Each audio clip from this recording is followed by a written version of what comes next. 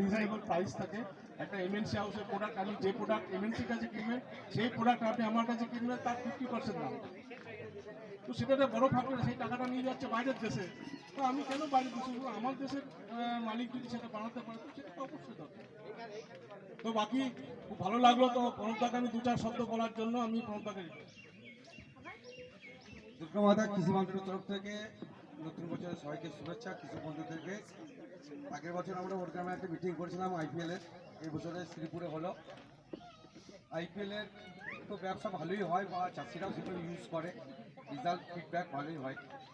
প্রত্যেক চাষিকে আমার একটাই বক্তব্য বলা যে রিটেলাররা বা ডিস্ট্রিবিউটাররা বিভিন্ন জায়গায় ট্যুর করতে যায়, অনেক চাষি সেটা টোন কাটে, বিশেষ করে আমার খুব গায়ে লাগে। তাই আগের বছর দুর্গামাতা কৃষি ভাণ্ডারের তরফ থেকে আমাদের দীঘা স্কিম করা হয়েছে।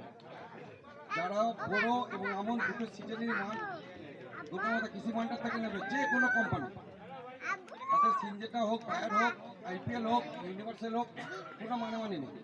যারা কি হিউজ পরিমাণ ব্যবসা করবে তাদেরকে দীঘা নিয়ে যাওয়ার ব্যবস্থা করা হয়েছে। এই দীঘা নিয়ে যাওয়ার জন্য যে আমরা ব্যবস্থাটা করেছি তাতে প্রত্যেক কৃষক বন্ধুকে বলবো যে আমাদের সঙ্গে যেন কৃষক দুর্গামাতা কৃষি মন্ডলের কে সহযোগিতা করে। এই বলে আমার বক্তব্য শেষ করব। ধন্যবাদ।